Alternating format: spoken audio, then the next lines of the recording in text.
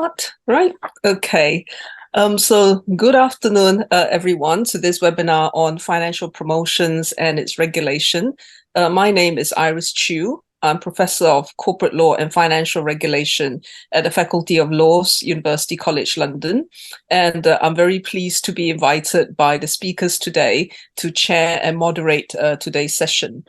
My role, as I understand it, will be to facilitate information provision as well as guidance and advice from these two experts on the panel. And hopefully you have a very enjoyable time listening to their very well-informed guidance and advice. Let me now give a very brief introduction of our two speakers here. First, Frank Brown is a risk and regulatory expert with extensive experience advising boards and senior management on how to achieve their strategic objectives while staying within risk appetite and abiding by the rules and principles of the regulations. He has also acted as a Section 166 skilled person appointed by the FCA and is well versed in dealing with regulators. Our next speaker is Mimi Zou, who is co-founder of The Riskly, a UK-based AI startup founded by Oxford scientists.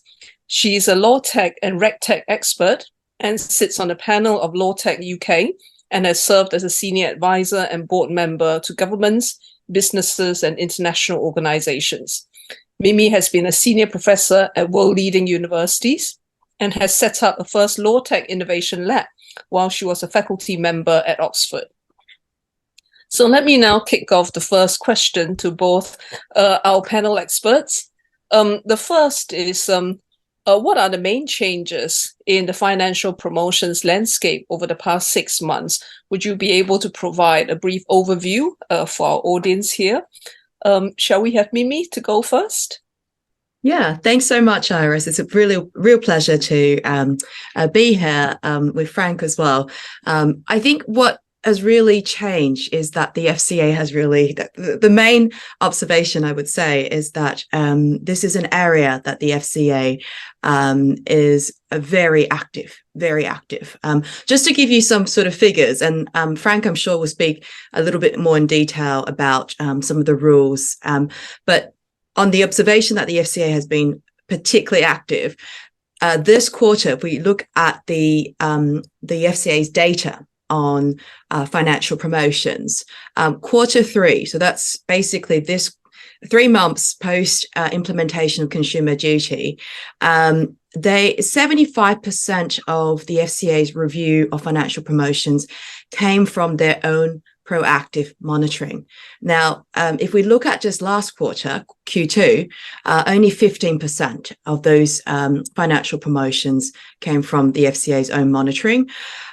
So there is definitely a shift in terms of the regulatory monitoring focus of the FCA.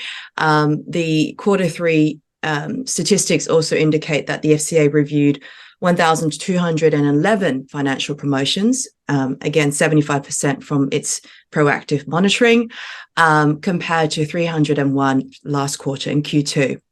And in this recent quarter, that's resulted in 5,310 promotions being amended or withdrawn.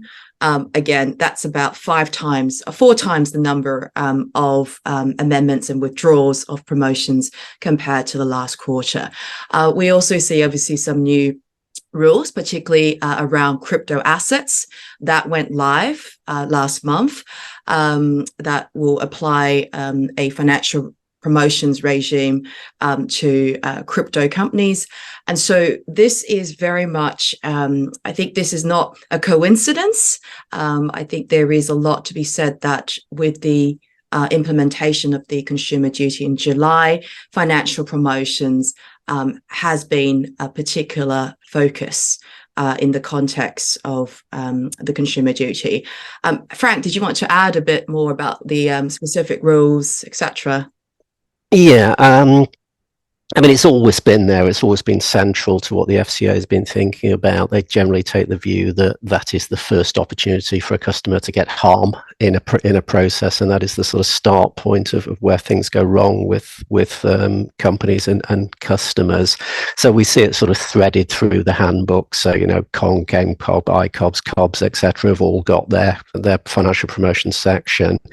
And it is one of those areas where the regulator has reached out beyond the perimeter, which is unusual because they tend to have a fairly clear delineation of what's inside and outside of the regulatory perimeter. But you talked about crypto. They're coming in on October, where the FCA doesn't authorise crypto, but has said that their expectation is that the financial promotions will be authorised by a regulated firm. We saw that happen last year as well with buy now, pay later. Again, a sector of the market which the regulator doesn't regulate. Will soon regulate if they ever get round to doing it. They're taking a while over it, but clearly two areas where there is concern about the financial promotions, concern about the information that customers are receiving and the accuracy of that information. And we see this wrapped up recently around their financial promotions gateway activity, where they're going to require firms to have permission, a specific permission to authorize other firms, unregulated firms, for financial promotion. And again, that sort of reinforces the extent to which they take this seriously and always have done. And as you mentioned, consumer duty, which we'll talk about more in a moment, adds that extra layer to it and that extra opportunity for the regulator to enforce against firms. Right. Thank you, Mimi and Frank. I think at this juncture, I would just let members of the audience know that if at any point in time you have a question for any of our panelists, do please feel free to raise your hand. I'll try and keep a lookout for hands that are raised so that you have an opportunity to address your questions to our panelists.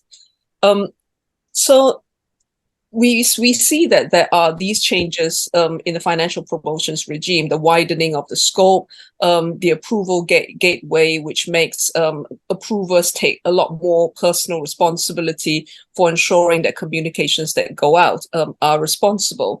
But what do you think are the main drivers of these changes? Mimi? Yeah, I mean, I think there's some of the drivers for the changes also are reflective of the drivers for the consumer duty being basically developed by the FCA as a sort of a paradigm shift. I think more specifically, what I think the FCA has seen is also the surge of high-risk investments in recent years by consumers, retail customers, and that's obviously exacerbated during COVID as well. There was really significant increases in the number and ownership of certain high-risk products, and from the FCA's own studies that they found that there was actually quite a discernible lack of understanding among consumers about the associated risks of these high-risk products. I think the FCA has also observed that the practices in terms of the online sales journeys that a lot of consumers are exposed to through many different channels actually exploit consumers' behavioral biases. And so that's led to probably not very sensible decisions to invest in particularly high-risk products. Those promotions might basically exploit behavioral biases that maybe give prominence to sort of the benefits or the options of taking out credit and make less accessible potentially other options available to consumers. And I think the FCA have found that a lot of consumers also have misconceptions about certain high-risk products, such as crypto assets, were actually regulated by the FCA when they in fact are not. So a sort of combination of these factors that the FCA have highlighted again and again in recent policy announcements, I think have driven a lot of the changes we've seen in the last 2 or 3 years in this area. Right, Frank, would you like to add any to that? Yeah, I mean, as Mimi says, things like the high risk investment, and within that, the regulators recognise that social media has driven an awful lot of this. And the one we didn't mention was the social media guidance they recently put out, which I think was the first one since about 2015. And they coined this term. I don't know if they coined it, but finfluencers. So financial sort of influencers in there, and that drove an awful lot of the crypto, drove an awful lot of those high risk products to consumers who were financially unsophisticated, who were vulnerable because of that, and were not didn't have the capacity to absorb risk in a way that older and more and wiser perhaps consumers had. I mean, crypto, generally speaking, is built on the classic greater fool concept. It is your Dutch tulip mania for this generation.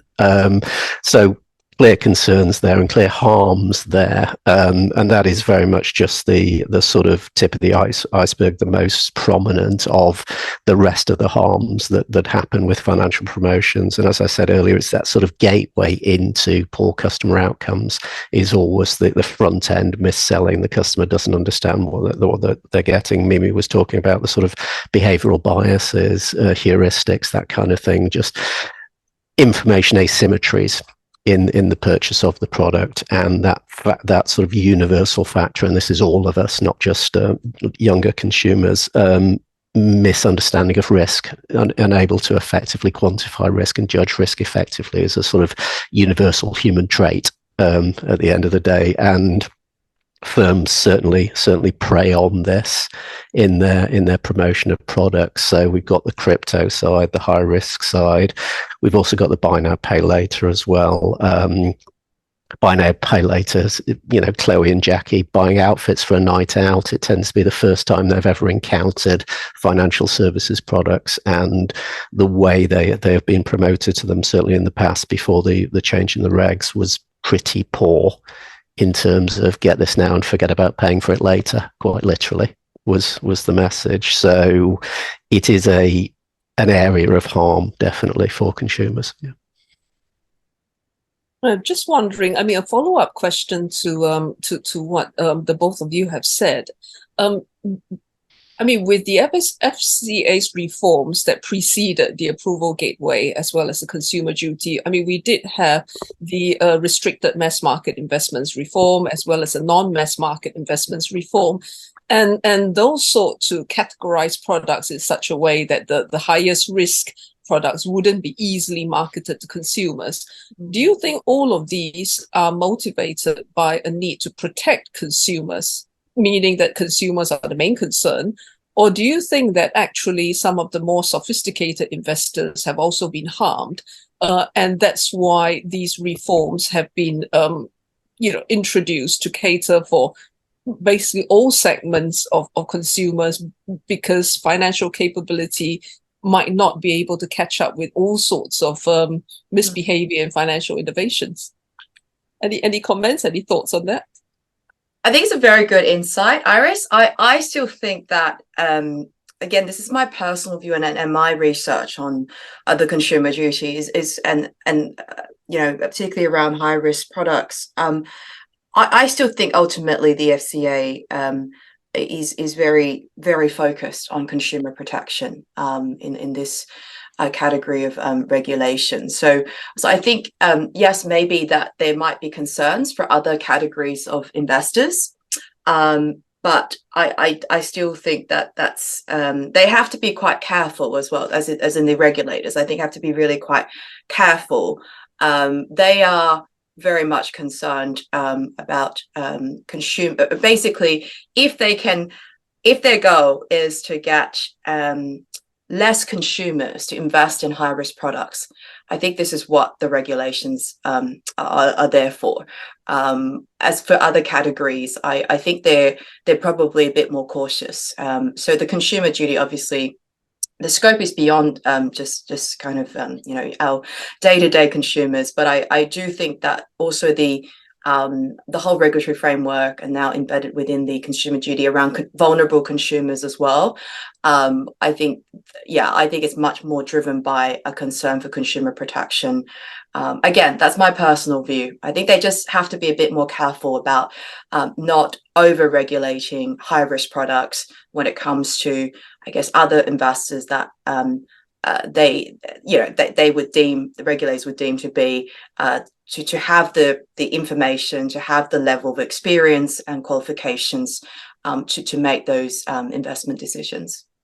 I think it's also quite hard to categorize investors as experienced or not. I mean, somebody could have been investing for quite a long time, but not be particularly familiar with stable coin backed NFT derivatives or something like that, whatever weird and wonderful product they're bringing into the market next. So that, and consumer duty is very much part of this, that sort of not quite over protection, but preemptive protection that they're looking for. And we see this in other regulations like operational resilience, much more preventing harm before it happens. I mean, the regulator has always felt a degree of sort of whack-a-mole in the marketplace, not just investments, but in other sectors as well, where products are jumping up, buy now, pay later, peer-to-peer credit, et cetera, and they're having to sort of re-regulate against it.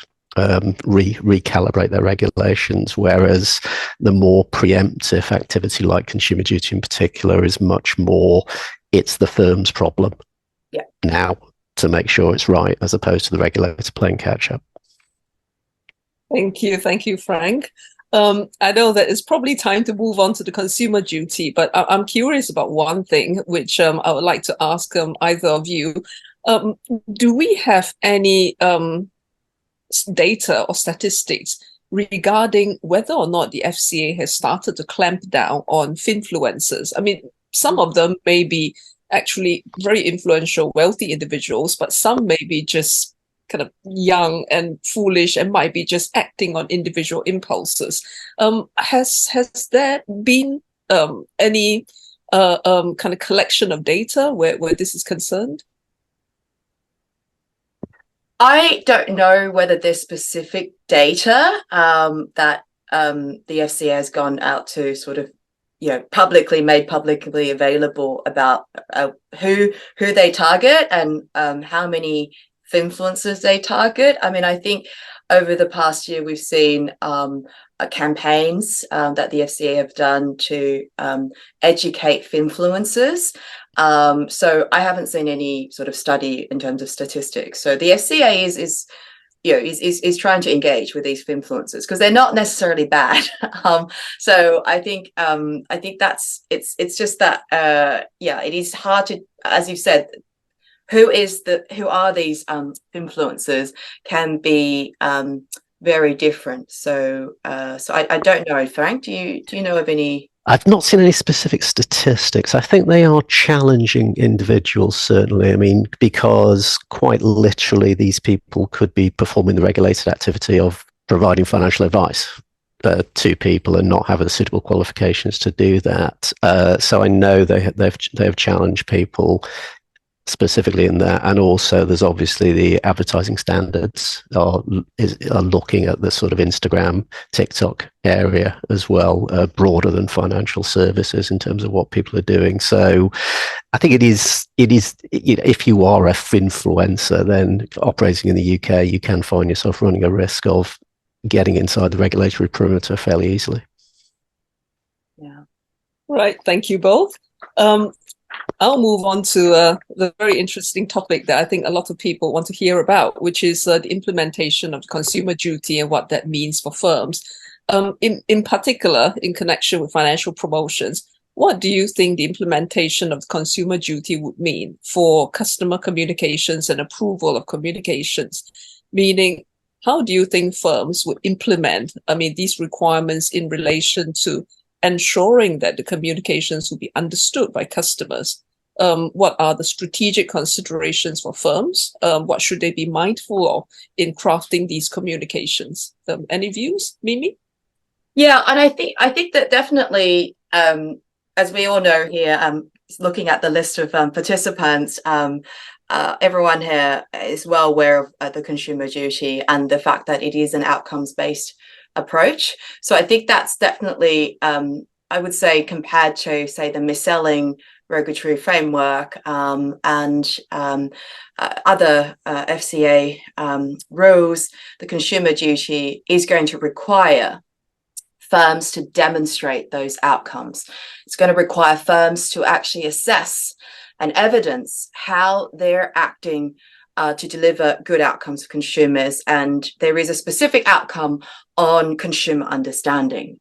So there's going to be a lot of evidencing showing to the FCA, although it's not a prescriptive kind of template, it's not a checklist, the consumer duty. It is really about being able to draw on different evidence that the firm can furnish to say that actually in across the outcomes, and say in this case consumer understanding, probably the most important outcome for from a financial promotions point of view, that they are delivering good outcomes for their customers. So in terms of like at a practical level, does this mean that every single communication should be tailored to each individual customer? Do you need to demonstrate that you need to tailor for each individual customer and deliver good consumer understanding outcome for each individual customer?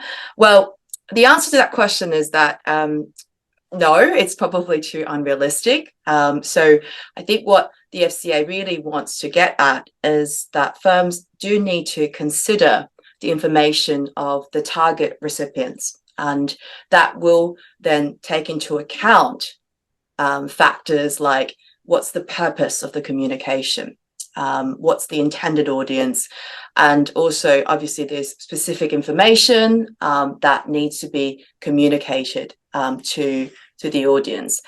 So what the FCA has observed in the past is that, and this probably still happens, is that a lot of firms just draft generic communications, and you see this, you know, even post consumer duty implementation date. I still get the same type of communications from my bank, and I'm pretty sure they're sending that out to also the other millions of customers. It's not very tailored. Again, it's not that you need to tailor it to every customer, but I do think that there needs to be a balance between sort of operational efficiency and then often what's neglected, and that's what the consumer duty tries to get firms to address, is that you have these generic communications, but the challenge is that, well, look, I often just kind of look at it. I mean, even though I'm fairly financially literate, I look at it and I throw it away. And some other customers may actually not understand a lot of the message from these generic communications. And so this is where firms have to then demonstrate that they are meeting this consumer duty outcome. And it's from not just the beginning of the sales cycle.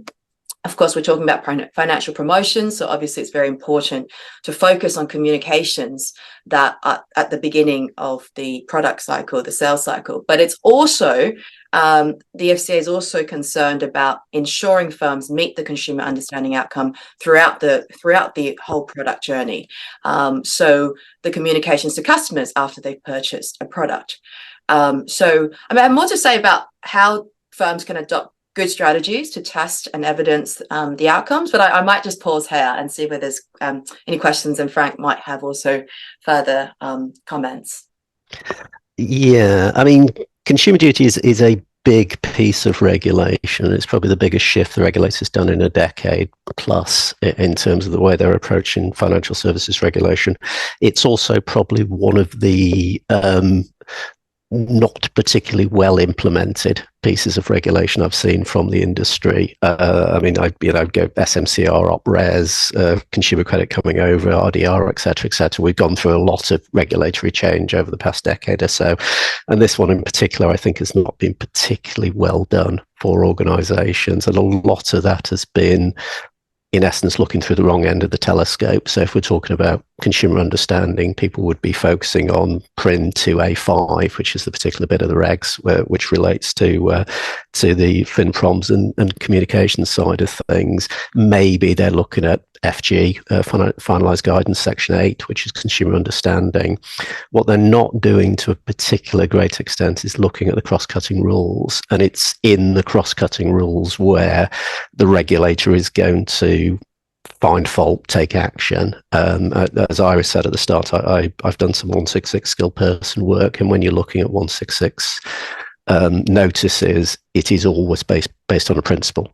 It's a failure of a principle as opposed to a failure of a rule, because that's easy. It's an easy way to address firms. So cross-cutting rules like acting in good faith.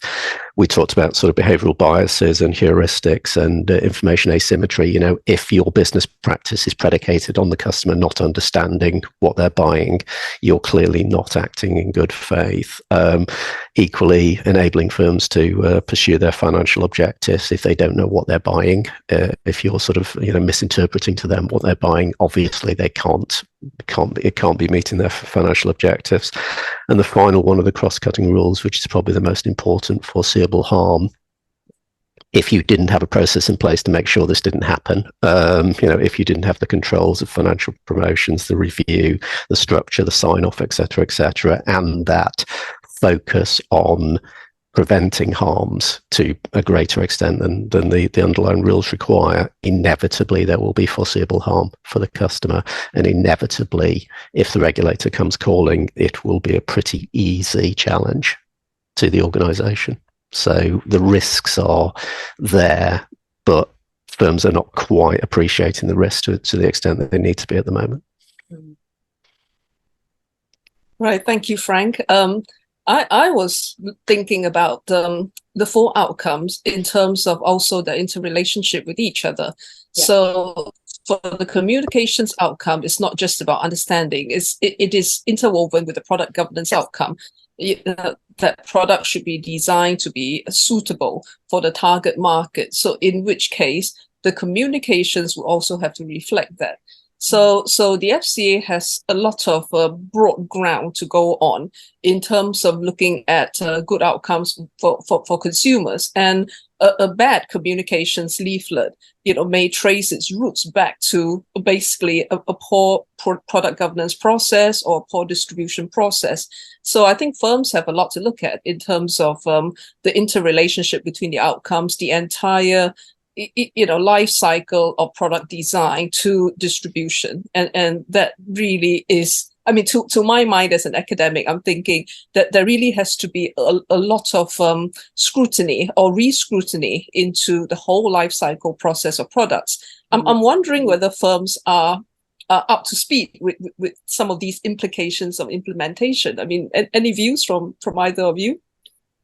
I'd like to think that post-July, that most firms are up to speed, but I think that at least they claim to be. I think we are still, as much as the FCA has issued a number of guidance, especially the final guidance, it does provide fairly detailed, even examples of what they're looking for. But there are still a lot of ambiguities and gaps, and in the guidance and just basically the whole regulatory framework, that could mean that firms are obviously very cautious. And we have already seen obviously some high profile firms like St. James Place that have obviously been a casualty of the changes that have come with the consumer duty. So I like to think that a lot of firms are at least mostly implementing the duty, but I think it comes down again to being able to evidence those outcomes, so that the guidance looks great on paper. Consumer duty is going to do hopefully change some of the cultural maybe inertia or in fact bad cultural practices in some firms, but I think the devil was definitely not just in the detail, but actually how's the FCA going to enforce this duty further? How is it going to? What sort of evidence will be seeking from firms to demonstrate that they have delivered those good outcomes across the four categories to consumers? I seem to be doing this sort of glass half empty side of this conversation, but it's based, I suppose, on the firms I talk to, which tend to be the ones having the challenges. I think I do see still a lot of confusion, and as you said at the start there, Iris, the outcomes are interrelated, and it is that interrelationship between the outcomes that people are having problems with. There has been a bit of a siloed approach. So one team does comms, one team does product, one team does value, one team does support, not reflecting the fact that they're joined up. And if we look at value as an example, one that's often misunderstood, if you don't understand what you're buying, and to Mimi's example of St. James's Place, if you didn't realize there was quite a high exit charge on that product when you bought it, you can't be getting value from that, and it can't be meeting your financial needs. So value is not just price, value is benefit from the product. And if you don't understand what it is, limitations, benefits, features, etc., if you're not using it, insurance classic example of that, where if the customer doesn't know what is included within this insurance product, how to claim, etc., what the limitations are, inherently they are not going to get value from it. So travel insurance, always a classic one, looks like a simple product from the outside, but as you dig into it, is quite complicated in terms of its exclusions and limitations. So the comms is inherently linked to the value proposition. Right, thank you. I'll definitely agree with that, Frank. I think that there's a lot of work that probably needs to be done in relation to mapping out how the outcomes relate with each other, and the cross-cutting rules, as what they are called. They're cross-cutting. Firms really need to be able to map their own behavior and the thinking that goes behind their implementations into the outcomes that they seek to deliver for consumers. I'm picking up on what Mimi said about the need for firms to evidence how they are delivering for consumer outcomes. And I'm just wondering if you can share your insights on what strategies firms are adopting in terms of testing, in terms of ensuring that they have the evidence ready to support the ways that they're implementing the consumer duty. Mimi? Yeah, absolutely. Absolutely. The testing is going to be absolutely crucial. Of course, some firms have already done that in the context of financial promotions, but perhaps previously, before the consumer duty, it was perhaps sort of much more of a mechanical, making sure you don't missell things, you don't, and then also try to at least make the communication, the promotions engaging, because obviously from a marketing point of view, financial promotions are there to drive revenue, right? So here the FCA wants firms to have the mentality that actually the testing, the messages of the financial promotions is motivated by also the need to deliver good customer outcomes. So it's not just about the growth. When firms test how effective is a piece of marketing, it's yes, it's for trying to obviously get customers, but here they will now need to basically say, actually, we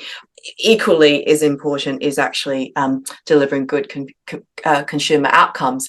And so the FCA actually do have guidelines for this. So I'm not, giving brand new advice, but just to kind of give a more concise summary of what those guidelines are, because it is 200, at least the final guidelines, about 200 pages. Firms do need to weigh up when they test for consumer comprehension, understanding, things, as I've said, like the communication purpose, the context, the timing, and also questions like, actually, is this particular message, this communication, going to lead to an important decision that's going to be made by a consumer? Also, could it potentially impact many consumers? So the potential reach of this message. Does the communication grapple with complex concepts, especially with products that may have particular risks that consumers do not understand. And so all of these kind of considerations in the FCA's guidelines, firms will have to demonstrate that they have tested these different factors with their target audience. It's very important also for firms to demonstrate to the FCA that in testing their communications, they understand their target audience needs and traits. And this is particularly around when there are vulnerable customers involved. And speed, I've already mentioned, is one aspect as well. So, we're looking for obviously clear, fair, and not misleading, but also we have to consider the timing of messages to be delivered compared to then how long do you spend in testing that message. So sometimes consumers need to know something quickly. And so I do think the FCA is saying, you need to take a long time to test a piece of communications. This will all depend on, as I've said, the purpose, context, the target audience, the traits of the target audience and their needs in relation to a particular piece of communication. So I think what the FCA is looking for from firms is actually very precise objective measures of this consumer understanding outcome. So for instance, if the piece of communication is looking at product costs, then if you had to then convey this and test consumers' understanding of the costs involved, you have to ask them what was the cost of the product. If you say you're doing focus groups, for example, so it has to be quite objective. It can't be in sort of obviously marketing type of language. I think this is going to be a challenge. I actually think that this area is going to be a challenge for firms to demonstrate that their consumers actually understand the promotions. And we all know that, of course, there is a difference between how customers perceive their own understanding and then the reality of their actual understanding, especially when it comes to financial information. So De-Riskly has done a lot of research in this area. If you ask a consumer if they understand something, what we do find in our research is that they will tend to say yes, just to feel like, I've done that as a consumer. I've said yes, I sort of understand this, just to kind of avoid feeling a bit embarrassed about not being informed about what, say, an APR is for a credit card, right? So these are sort of, again, behavioral issues that we have to kind of understand that relates to consumer understanding and the challenges firms will have in actually identifying whether they can and the extent to which their customers actually understand the product. As you say, consumer testing in particular is a tricky one because the regulator doesn't explicitly say you must test with consumers. They leave it open to the firm, consider whether you need to test with consumers, and you link that to the foreseeable harm free pass that they have effectively. It's quite easy if something does go wrong to, 2020 hindsight, back solve that to, well, why didn't you test that then? So the risk has been pushed very much to the firm's side on testing, and firms will have to think very carefully about if they're not testing directly with customers, why aren't they doing it and can they justify it, particularly for those channels where there's no direct contact to the customer. So if we're talking about online sales, in particular app-based sales, and channels, something we've not particularly touched on, but it is integral to this consideration, and it's part of the first outcome product and services. That clarity about this is my target market and this is my product, and therefore I can sell this via this channel. So back to my example of the sort of stable coin backed NFT derivative, perhaps not the kind of product you want to be selling via an app on a mobile phone, perhaps needs a more sort of personal discussion with somebody. So that channel choice of promotion and onboarding with a customer is incredibly important and very much part and parcel of this FinProms and communications discussion. Thank you both. I am actually rather curious as to how the duty and its implementation in relation to vulnerable customers would mean for firms. I mean, at the moment, the way I read the four outcomes and the cross-cutting rules would be that, practically speaking, I think firms would be placed with the onus of justifying that they are in a position to deliver the outcomes. And that turns the tables from the regulator having to chase after and prove in enforcement actions. I mean, firms now share that responsibility of showing that they could deliver in the first instance, or at least, I mean, that's what my forthcoming paper argues with relation to the nature of the consumer duty. I'm wondering whether or not for vulnerable consumers, this would mean an elevated standard of care for firms in relation to all four outcomes and the implementation of the cross-cutting rules across them. I'm wondering if you have any views on this, either Mimi or Frank or both. Yeah, no, I definitely think that there's going to be higher expectations in relation to vulnerable customers. And I think that it's important to, in the context of consumer duty, that the FCA is also pushing firms to consider a broader range of vulnerability as well. So let's just, given our webinars on financial promotions and communications, it's not just about, we should ensure that our communications are able to be in a format for I don't know, like Braille. Okay, so for obviously customers who are blind, right? Because obviously we know vulnerability encompasses more than that, and actually all of us here in our online room could be vulnerable tomorrow. Okay, we can become financially vulnerable through life circumstances, and so I think that there is a growing concern about the concept of vulnerability and how that plays out in firms' obligations in implementing the consumer duty. So when we're talking about customer understanding for vulnerable customers, like firms will just need to go do a lot more to actually acknowledge the multiple forms of vulnerable situations that a customer can find themselves in, and that's a challenge. That's going to be a challenge because all of a sudden you're kind of exposed to potentially every customer being a vulnerable customer, and I think that's why including customers who are who lack financially or low levels of financial literacy skills.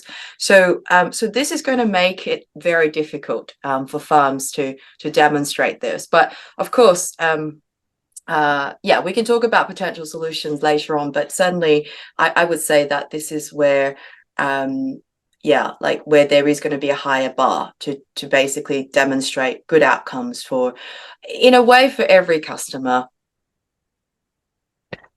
Yeah, I mean, this is the key element of consumer duty. It's sort of written through the entirety of consumer duty, and it follows on from the work they did previously, FG 21.1 on vulnerable customers. And as Mimi's saying there, the hidden vulnerabilities are the problem, and where firms misunderstand. Like we say, if a customer wants a large print or something like that, it's relatively simple, or Braille, but that financial unsophistication, those hidden vulnerabilities, and as you were saying earlier, that reluctance of customers to look stupid doesn't help it. So people will not be saying, I fundamentally don't understand this crypto thing that you're trying to sell me, but I'm going to buy it because you look good on the TikTok. That is a considerable problem, and it's, as we see with this kind of risk transfer, risk shift with consumer duty, it's now the firm's problem as opposed to the regulator's problem to challenge that. And so you've got the kind of not understanding hidden vulnerabilities. You've also got the not training and explaining widely enough within the organization. So a lot of people are training their frontline staff, the staff that communicate with the customers on a day-to-day basis, which is fine. but ignoring marketing teams or IT teams who are putting it on the app, other areas of the business which have influence on the outcomes of the customer, but are not necessarily directly interacting with those customers. So missing the fact that those people need to fully understand customer vulnerability as well. Thank you both for your insights. I mean, I do realize that some of these questions have gone further beyond just financial promotions, but I would like to ask both panelists a final question, which hopefully also helps our audience who are members of the industry. Can you share insights into how innovative tools or approaches can contribute towards improving the clarity, the comprehensibility of financial promotions, and what do you have to offer, for the industry in order for them to be able to implement financial promotions reforms within the spirit of the consumer duty? Over to you, Mimi. Yeah, thanks, Iris. So this is sort of where I do a small plug for our Innovate UK backed industry academic research project that has lasted the last almost 12 months. And we were supported by Innovate UK, UK's innovation agency, to come up with an AI tool, an AI solution that will help firms basically test and monitor the impact of communications, with the aim, obviously, to improve the clarity and understandability of their promotions and their communications using machine learning and particularly natural language processing. So there is actually, I think the consumer duty, and given that we are very active in the ecosystem in law tech and reg tech, that we are seeing a lot of opportunities for tech-enabled tools that will make it definitely more efficient,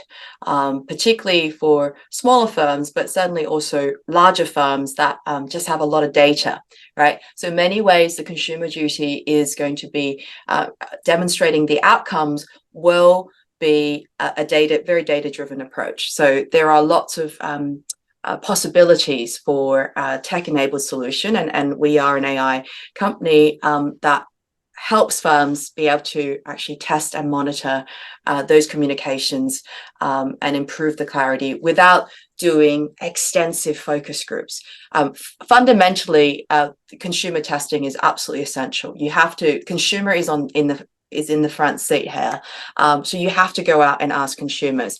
But of course, we all know that the process can take very long. We've learnt this also during our research, where we engaged Citizens Advice Bureau to basically collected data from thousands of customers, thousands of consumers, and in terms of training our AI models to develop what we believe would be industry best practices for communications, promotions of different products, right now we're focusing on lending and banking products. So we have come up with this sort of, I think, our understanding is the first of its kind RegTech solution to help improve understandability and clarity of promotions and communications that's compliant with the FCA's consumer duty. So it goes well beyond the general readability software that firms may be using at the moment that kind of tests the readability levels of communications based on a 13-year-old's understanding. We all know that's not enough. Having talked about all the particular challenges of the consumer duty, it's not good enough just to show to the FCA, look, this piece of communication, a 13-year-old can read it. Okay, so that's something that we are very proud of, and we are hopefully going to launch the MVP for early adopters next month. But yeah, we definitely know that there are firms also out there that are doing some really innovative tech-enabled approaches because of the nature of the evidencing and the data-driven nature of the consumer duty. So watch this space.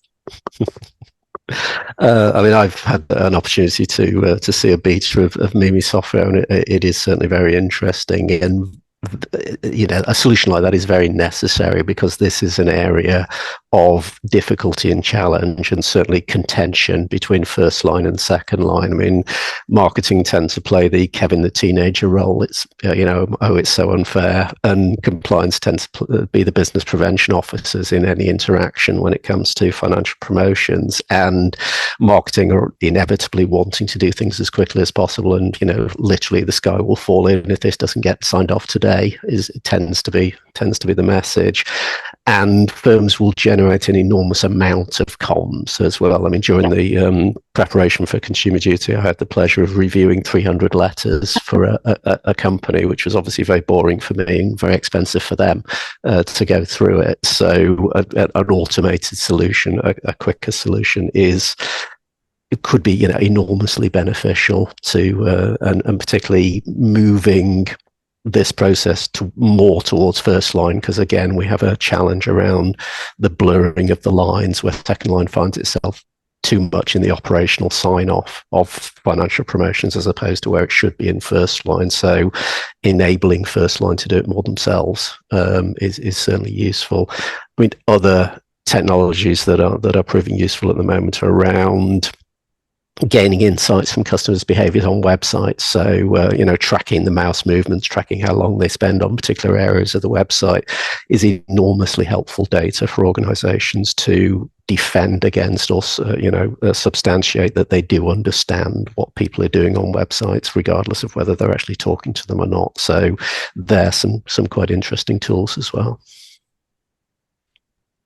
Right. Thank you, Mimi and Frank, for the insights that you shared today. I'm now going to take questions from the audience, if there are any. I think one might be on chat at the moment. Someone has posted a question on chat. Thank you for the excellent event. And this person has some questions. How do you balance the stability and flexibility of the regulation concerning consumer protection, given the rapid changes that we have seen? And secondly, what challenges and opportunities does generative AI bring for consumer protection? Wow. So over to you, Mimi. I could answer the second one, but I mean, Frank, do you want? I mean, the specific, legal requirements about consumer protection were outside of Consumer Duty. They took that one out. I mean, the general principle of protecting your consumer, as opposed to the sort of legislative description of it, is very much front and center within the Consumer Duty, and that principle, which will supplant any legal challenge at the end of the day for an FCA regulated firm. So you've got a specific legal requirement which was taken out, but the principle overrides that from is the firm going to get into trouble if they do it wrong perspective. Very interesting, yeah. Frank. I think what you're meaning to say is that because it's principles based anyway, I mean, the sort of stability, which is precision that the industry is always hoping for, is always going to be rather elusive, I think. Yeah. Right. Mimi, with generative AI, please. Yeah, I mean, I guess we're talking about consumer protection, financial sector. Now, obviously, I could definitely think of how generative AI is being used in marketing at the moment, right? It's one of the biggest areas that have been transformed by generative AI. Certainly, when we were designing even the poster for this event, I'm pretty sure Canva used generative AI tools that came up with images for our description of the event. So certainly, this is where there are risks. Of course, there's opportunities in the sense that obviously it can be trained, and that's what we've been doing at De-Riskly. It's not. I mean, I think generative AI is definitely has huge potential, but we do also apply other AI models just so that to avoid a lot of the risks that we know are associated with generative AI, particularly the tendency to hallucinate.